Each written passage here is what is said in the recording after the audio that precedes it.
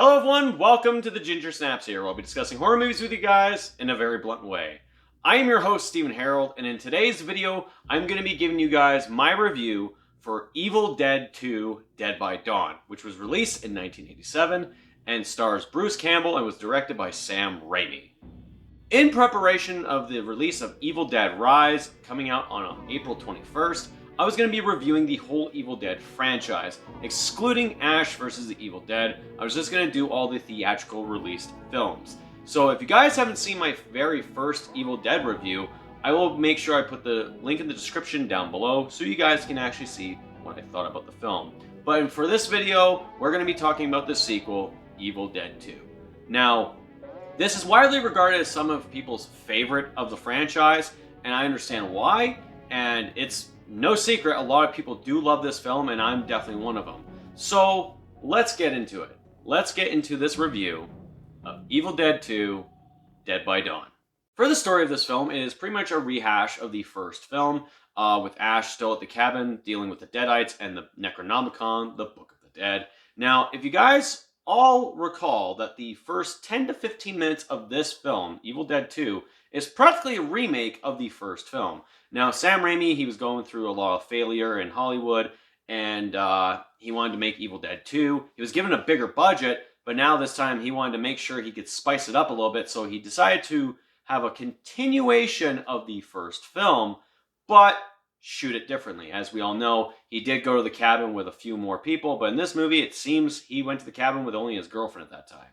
Now, we do catch up with the relatives of the original cabin's owners who have gone missing, and all shit breaks loose, especially with the Deadites and the Necronomicon, the Book of the Dead.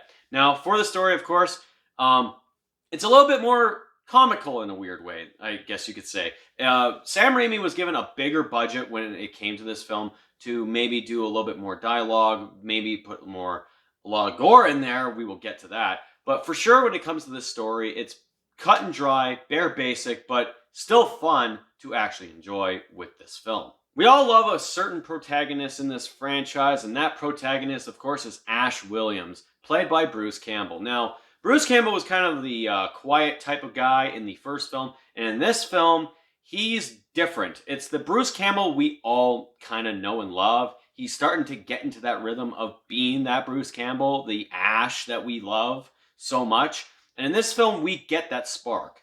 And I do love his performance in this movie better than the first film, obviously.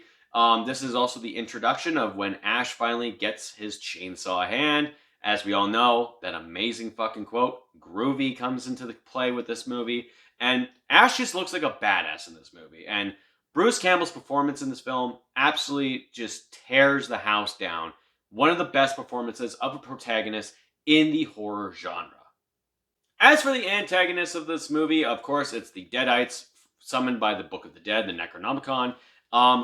They are, oh man, a lot fucking vocal and a lot more possessive in this film. Now, like I said, Sam Raimi, with its bigger budget and kind of different quirky humor in a way added into this franchise with this second film, it only made sense that some of the aspects of the Deadites being profound, I guess you could say, were a lot more vocal and a lot more prominent in this film. So for this film, of course, we had like a possessed light lamp. We've seen a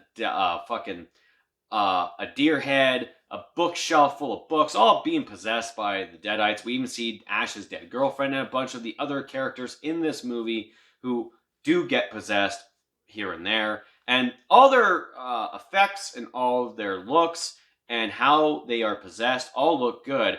And of course, there's none in particular antagonist that Ash is dealing with. He's dealing with essentially the Deadites, the Book of the Dead, right? So for that being said, I don't have much complaints for the antagonists of this film. They're all good. Now, with Sam Raimi giving that bigger budget, he kind of put a lot of that money into not the greatest of stop motion animation, but when it came to the gore and the special makeup effects, holy fuck, he delivered. Now, Sam Raimi has a certain style when it comes to his movies. It's all about excess. So, you know, like I said, probably in my original video of the Evil Dead film, 1 gallon of blood wasn't enough. You needed fucking 10 gallons of fucking blood. And everything about this movie just is such a ride when it comes to the effects of this film. Like I said, the stop motion animation or claymation is a bit dated. It does not hold up today. But back in 1987, I can imagine it was something that was a little bit of a charm to it. But sadly today, it really doesn't hold up. In the climax of this movie, Ash is able to get a portal open to send the Deadites and the Book of the Dead to another realm that he can just rid of this world forever. But he gets sucked into it as well, and he is dropped into the medieval times, which then, of course, leads to the third film in the franchise. Now, for the ending, of course, this was a big thing to do, to have Ash pretty much go through a time paradox, and it's even hinted in this movie that he was a savior, the man who fell from the sky. And even in the description of the picture, it's like, it doesn't look like Ash at first until you see the final shot of the movie where it's like, oh shit, that was Ash the whole fucking time.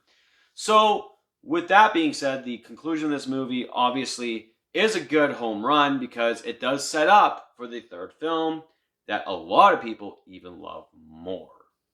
Evil Dead 2 has this amazing charm to it that a lot of people always tend to go back and rewatch from time to time, especially myself.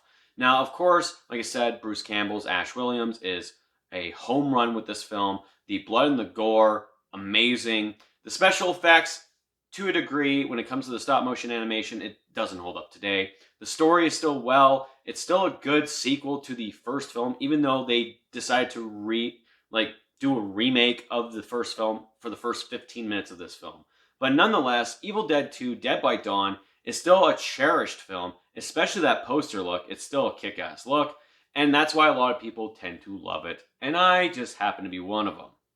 So guys, for my rating, I'm going to give Evil Dead 2 Dead by Dawn a 7.5 out of 10. So tell me guys, what do you guys think of Evil Dead 2? Let me know in the comments down below. If you guys like this video, make sure you also hit that thumbs up and also subscribe for more content. And don't forget to hit that bell notification so you can get notified about all the other videos coming out on this channel. Anyways guys, that's it for me. This has been the Ginger Snaps here. My name is Steven Harrold, and I will talk to you guys later. Stay spooky.